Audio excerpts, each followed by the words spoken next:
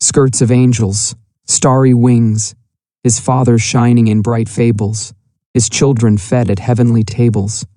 'Tis the privilege of art thus to play its cheerful part, man and earth to acclimate and bend the exile to his fate, and molded of one element with the days and firmament.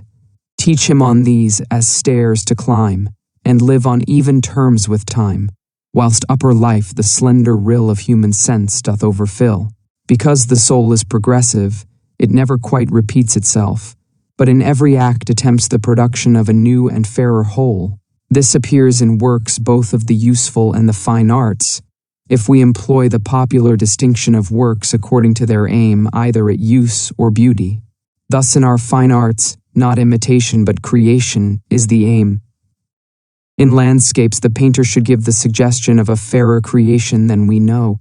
The details, the prose of nature he should omit, and give us only the spirit and splendor. He should know that the landscape has beauty for his eye because it expresses a thought which is to him good, and this because the same power which sees through his eyes is seen in that spectacle, and he will come to value the expression of nature and not nature itself, and so exalt in his copy the features that please him. He will give the gloom of gloom and the sunshine of sunshine. In a portrait he must inscribe the character and not the features, and must esteem the man who sits to him as himself only an imperfect picture or likeness of the aspiring original within.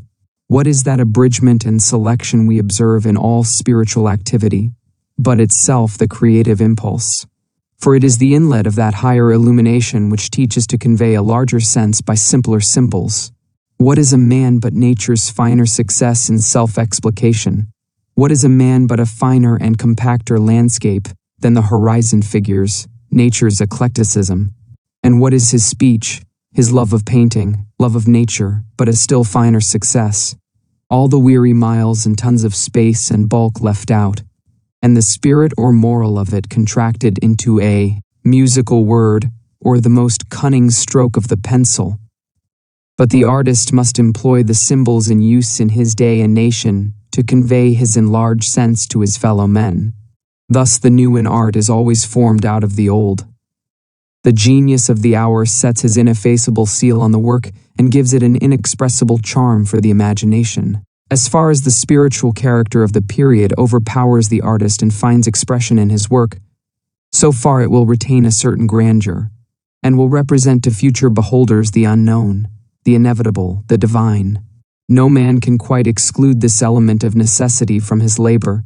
No man can quite emancipate himself from his age and country, or produce a model in which the education, the religion, the politics, usages, and arts of his times shall have no share. Though he were never so original, never so willful and fantastic, he cannot wipe out of his work every trace of the thoughts amidst which it grew. The very avoidance betrays the usage he avoids. Above his will and out of his sight he is necessitated by the air he breathes and the idea on which he and his contemporaries live and toil, to share the manner of his times, without knowing what that manner is. Now that which is inevitable in the work has a higher charm than individual talent can ever give, inasmuch as the artist's pen or chisel seems to have been held and guided by a gigantic hand to inscribe a line in the history of the human race. This circumstance gives a value to the Egyptian hieroglyphics, to the Indian, Chinese, and Mexican idols, however gross and shapeless. They denote the height of the human soul in that hour, and were not fantastic, but sprung from a necessity as deep as the world. Shall I now add that the whole extant product of the plastic arts has herein its highest value, as history, as a stroke drawn in the portrait of that fate, perfect and beautiful, according to whose ordinations all beings advance to their beatitude. Thus, historically viewed, it has been the office of art to educate the perception of beauty. We are immersed in beauty, but our eyes have no clear vision. It needs, by the exhibition of single traits, to assist and lead the dormant taste. We carve and paint, or we behold what is carved and painted, as students of the mystery of form. The virtue of art lies in detachment, in sequestering one object from the embarrassing variety. Until one thing comes out from the connection of things, there can be enjoyment, contemplation, but no thought. Our happiness and unhappiness are unproductive. The infant lies in a pleasing trance, but his individual character and his practical power depend on his daily progress in the separation of things, and dealing with one at a time. Love and all the passions concentrate all existence around a single form. It is the habit of certain minds to give an all-excluding fullness to the object, the thought, the word they alight upon, and to make that for the time the deputy of the world. These are the artists, the orators, the leaders of society. The power to detach and to magnify by detaching is the essence of rhetoric in the hands of the orator and the poet. This rhetoric, or power to fix the momentary eminency of an object, so remarkable in Burke, in Byron, in Carlyle, the painter and sculptor exhibit in color and in stone. The power depends on the depth of the artist's insight of that object he contemplates. For every object has its roots in central nature, and may of course be so exhibited to us as to represent the world. Therefore each work of genius is the tyrant of the hour and concentrates attention on itself. For the time, it is the only thing worth naming to do that, be it a sonnet, an opera, a landscape, a statue, an oration, the plan of a temple, of a campaign, or of a voyage of discovery. Presently we pass to some other object, which rounds itself into a whole, as did the first, for example a well-laid garden, and nothing seems worth doing but the laying out of gardens. I should think fire the best thing in the world, if I were not acquainted with air, and water, and earth, for it is the right and property of all natural objects, of all genuine talents, of all native properties whatsoever, to be for their moment the top of the world. A squirrel leaping from bough to bough and making the wood but one wide tree for his pleasure, fills the eye not less than a lion, is beautiful, self-sufficing, and stands then and there for nature. A good ballad draws my ear and heart whilst I listen, as much as an epic has done before. A dog, drawn by a master, or a litter of pigs, satisfies and is a reality not less than the frescoes of Angelo. From this succession of excellent objects we learn at last the immensity of the world, the opulence of human nature, which can run out to infinitude in any direction. But I also learn that what astonished and fascinated me in the first work astonished me in the second work also. That excellence of all things is one. The office of painting and sculpture seems to be merely initial. The best pictures can easily tell us their last secret. The best pictures are rude drafts of a few of the miraculous dots and lines and dyes, which make up the ever-changing landscape with figures amidst which we dwell. Painting seems to be to the eye what dancing is to the limbs. When that has educated the frame to self-possession, to nimbleness, to grace, the steps of the dancing master are better forgotten. So painting teaches me the splendor of color and the expression of form, and as I see many pictures and higher genius in the art, I see the boundless opulence of the pencil, the indifferency in which the artist stands free to choose out of the possible forms. If he can draw everything, why draw anything? And then is my eye open to the eternal picture which nature paints in the street, with moving men and children, beggars and fine ladies, draped in red and green and blue and gray, long-haired, grizzled, white-faced, black-faced, wrinkled, giant, dwarf, expanded, elfish, capped and based by heaven, earth, and sea. A gallery of sculpture teaches more austerely the same lesson. As picture teaches the coloring, so sculpture the anatomy of form. When I have seen fine statues and afterwards enter a public assembly, I understand well what he meant who said, "When I have been reading Homer, all men look like giants." I too see that painting and sculpture are gymnastics of the eye, its training to the niceties and curiosities of its function. There is no statue like this living man, with his infinite advantage over all ideal sculpture, of perpetual variety. What a gallery of art have I here! No mannerist made these varied groups and diverse original single figures. Here is the artist himself improvising, grim and glad, at his block. Now one thought strikes him, now another, and with each moment he alters the whole air, attitude and expression of his clay. Away with your nonsense of oil and easels, of marble and chisels, except to open your eyes to the masteries of eternal art. They are hypocritical rubbish. The reference of all production at last to an aboriginal power explains the traits common to all works of the highest art, that they are universally intelligible, that they restore to us the simple estates of mind, and are religious. Since what skill is therein shown is the reappearance of the original soul, a jet of pure light, it should produce a similar impression to that made by natural objects. In happy hours, nature appears to us one with art perfected, the work of genius, and the individual, in whom simple tastes and susceptibility to all the great human influences overpower the accidents of a local and special culture, is the best critic of art. Though we travel the world over to find the beautiful, we must carry it with us, or we find it not. The best of beauty is a finer charm than skill in surfaces, in outlines, or rules of art can ever teach, namely a radiation from the work of art of human character, a wonderful expression through stone, or canvas, or musical sound, of the deepest and simplest attributes of our nature, and therefore most intelligible at last to those souls which have these attributes. In the sculptures of the Greeks, in the masonry of the Romans, and in the pictures of the Tuscan and Venetian masters, the highest charm is the universal language they speak, a confession of moral nature, of purity, love, and hope, breathes from them all. That which we carry to them, the same we bring back more fairly illustrated in the memory. The traveler who visits the Vatican, and passes from chamber to chamber through galleries of statues, vases, sarcophagi, and candelabra, through all forms of beauty cut in the richest materials, is in danger of forgetting the simplicity of the principles out of which they all sprung, and that they had their origin from thoughts and laws in his own breast.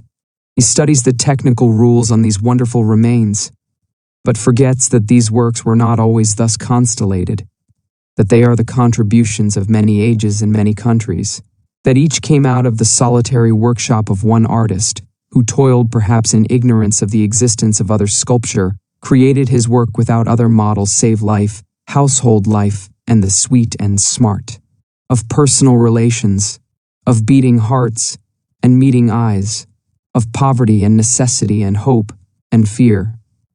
These were his inspirations, and these are the effects he carries home to your heart and mind. In proportion to his force, the artist will find in his work an outlet for his proper character. He must not be in any manner pinched or hindered by his material, but through his necessity of imparting himself, the adamant will be wax in his hands, and will allow an adequate communication of himself, in his full stature and proportion. He need not cumber himself with a conventional nature and culture, nor ask what is the mode in Rome or in Paris, but that house and weather, and manner of living which poverty and the fate of birth have made at once so odious and so dear, in the gray unpainted wood cabin, on the corner of a New Hampshire farm, or in the log hut of the backwoods, or in the narrow lodging where he has endured the constraints and seeming of a city poverty, will serve as well as any other condition as the symbol of a thought which pours itself indifferently through all. I remember when in my younger days I had heard of the wonders of Italian painting. I fancied the great pictures would be great strangers, some surprising combination of color and form, a foreign wonder, barbaric pearl and gold, like the spontoons and standards of the militia, which play such pranks in the eyes and imaginations of schoolboys. I was to see and acquire I knew not what. When I came at last to Rome and saw with eyes the pictures, I found that genius left to novices the gay and fantastic and ostentatious, and itself pierced directly to the simple and true, that it was familiar and sincere, that it was the old eternal fact I had met already in so many forms, unto which I lived, that it was the plain you and me I knew so well, had left at home in so many conversations. I had the same experience already in a church at Naples. There I saw that nothing was changed with me but the place, and said to myself, "Thou foolish child, hast thou come out hither, over 4,000 miles of salt water, to find that which was perfect to thee there at home? That fact I saw again in the Accademia at Naples, in the chambers of sculpture, and yet again when I came to Rome and to the paintings of Raphael, Angelo, Sacchi, Titian, and Leonardo da Vinci. What, old mole, workest thou in the earth so fast? It had traveled by my side. That which I fancied I had left in Boston was here in the Vatican, and again at Milan and at Paris, and made all traveling ridiculous as a treadmill. I now require this of all pictures, that they domesticate me, not that they dazzle me. Pictures must not be too picturesque. Nothing astonishes men so much as common sense and plain dealing. All great actions have been simple, and all great pictures are. The Transfiguration by Raphael is an eminent example of this peculiar merit. A calm, benignant beauty shines over all this picture and goes directly to the heart. It seems almost to call you by name. The sweet and sublime face of Jesus is beyond praise, yet how it disappoints all florid expectations. This familiar, simple, home-speaking countenance is as if one should meet a friend. The knowledge of picture dealers has its value, but listen not to their criticism when your heart is touched by genius. It was not painted for them. It was painted for you, for such as had eyes capable of being touched by simplicity and lofty emotions. Yet when we have said all our fine things about the arts, we must end with a frank confession that the arts as we know them are but initial. Our best praise is given to what they aimed and promised, not to the actual result. He has conceived meanly of the resources of man, who believes that the best age of production is past. The real value of the Iliad or the Transfiguration is as signs of power, billows or ripples they are of the stream of tendency, tokens of the everlasting effort to produce, which even in its worst estate the soul betrays. Art has not yet come to its maturity if it do not put itself abreast with the most potent influences of the world, if it is not practical and moral, if it do not stand in connection with the conscience, if it do not make the poor and uncultivated feel that it addresses them with a voice of lofty cheer. There is higher work for art than the arts. They are abortive births of an imperfect or vitiated instinct. Art is the need to create, but in its essence, immense and universal, it is impatient of working with lame or tied hands and of making cripples and monsters, such as all pictures and statues are. Nothing less than the creation of man and nature is its end. A man should find in it an outlet for his whole energy. He may paint and carve only as long as he can do that. Art should exhilarate and throw down the walls of circumstance on every side, awakening in the beholder the same sense of universal relation and power which the work evinced in the artist, and its highest effect is to make new artists. Already history is old enough to witness the old age and disappearance of particular arts. The art of sculpture has long ago perished to any real effect. It was originally a useful art, a mode of writing, a savage's record of gratitude or devotion, and among a people possessed of a wonderful perception of form, this childish carving was refined to the utmost splendor of effect. But it is the game of a rude and youthful people, and not the manly labor of a wise and spiritual nation. Under an oak tree loaded with leaves and nuts, under a sky full of eternal eyes, I stand in a thoroughfare. But in the works of our plastic arts and especially of sculpture, creation is driven into a corner. Cannot hide from myself that there is a certain appearance of paltriness, as of toys and the trumpery of a theater in sculpture. Nature transcends all our moods of thought, and its secret we do not yet find. But the gallery stands at the mercy of our moods, and there is a moment when it becomes frivolous. I do not wonder that Newton, with an attention habitually engaged on the paths of planets and suns, should have wondered what the Earl of Pembroke found to admire in stone dolls. Sculpture may serve to teach the pupil how deep is the secret of form, how purely the spirit can translate its meanings into that eloquent dialect.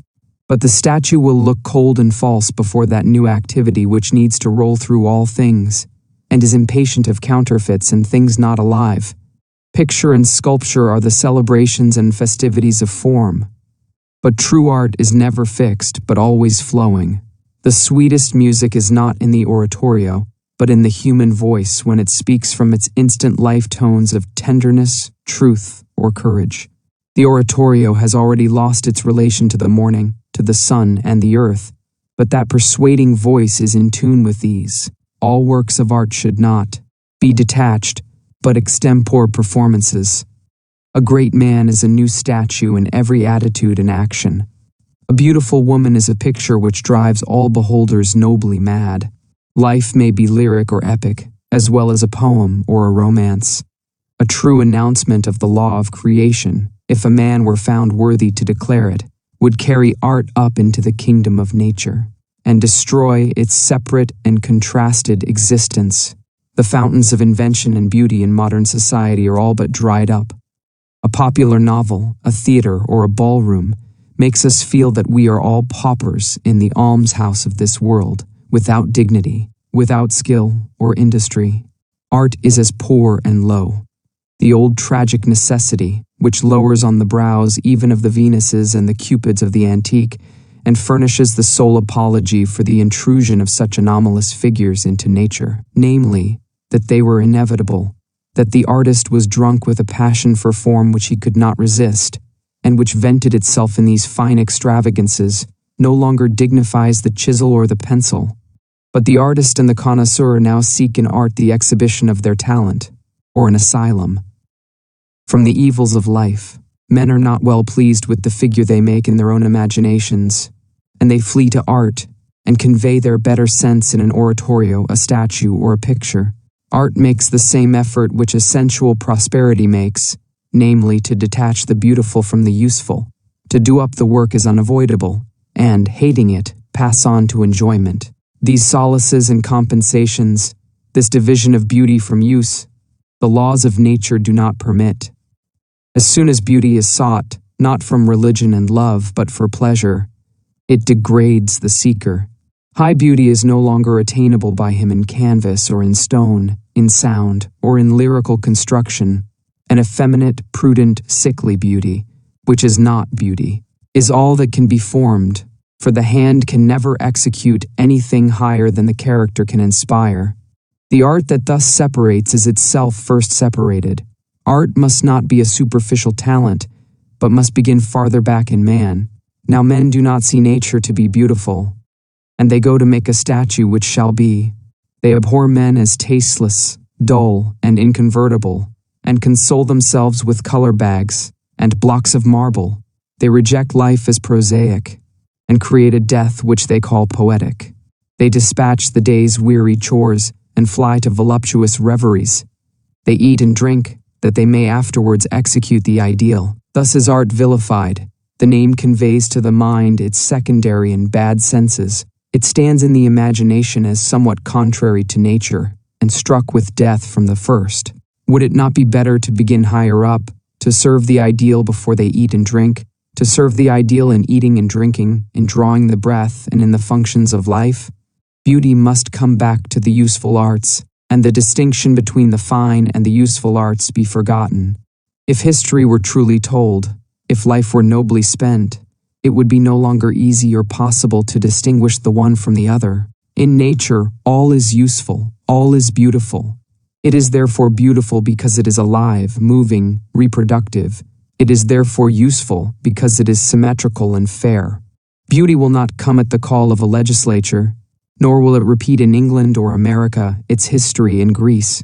It will come, as always, unannounced, and spring up between the feet of brave and earnest men. It is in vain that we look for genius to reiterate its miracles in the old arts. It is its instinct to find beauty and holiness in new and necessary facts, in the field and roadside, in the shop and mill. Proceeding from a religious heart, it will raise to a divine use. The railroad, the insurance office, the joint stock company, our law, our primary assemblies, our commerce, the galvanic battery, the electric jar, the prism, and the chemist's retort, in which we seek now only an economical use, is not the selfish and even cruel aspect which belongs to our great mechanical works, to mills, railways, and machinery, the effect of the mercenary impulses which these works obey, when its errands are noble and adequate, A steamboat bridging the Atlantic between Old and New England and arriving at its ports with the punctuality of a planet is a step of man into harmony with nature. The boat at St. Petersburg, which plies along the Lena by magnetism, needs little to make it sublime. When science is learned in love, and its powers are wielded by love, they will appear the supplements and continuations of the material creation. Thank you for riding the waves of wisdom with us on Book Waves. If you enjoyed this audiobook, let us know by giving it a thumbs up and sharing your favorite part in the comments below. Don't forget to subscribe and turn on notifications to stay tuned for more life-changing audiobooks and insights. Keep growing, keep learning, and remember, every great wave starts as a ripple. See you in the next chapter.